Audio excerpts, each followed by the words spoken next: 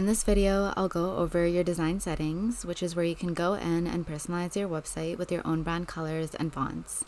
At the top, you'll see your color palette for your website and the fonts used for your website right below. If you click into each color, you can either swap out the hex code or manually select another shade.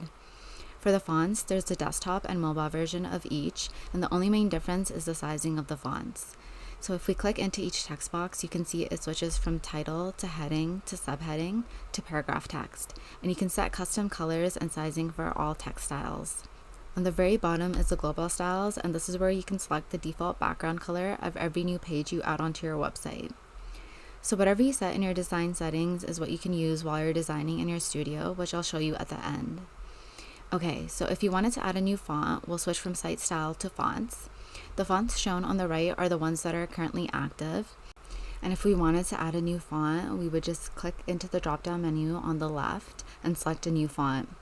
These fonts are from Google Fonts, and once you add a new font, it'll preview on the right. If you wanted to add variations of a font, like a bold or italicized version, you'll actually have to add each font style one by one.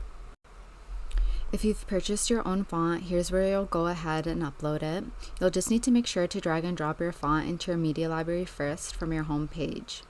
After that, you can select your font file from Upload Custom Font, and it'll auto-populate below under Library WOF. It'll also preview on the right-hand side. You just have to name it again and confirm you have a license for the font, and then it'll add to your list of active fonts on the right. Okay, so now I'm going to show you where your design settings appear when you're actually designing on your website. So if I click into this canvas and then click into the canvas background, I can now see the color palette that I've created. Similarly, if I click into this text box on the right hand side, it'll show me all the presets of the text boxes that we set in our design settings.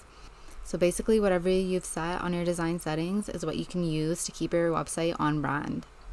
You don't have to switch the colors and fonts in your template, but this is how you would go about it if you do decide to do it.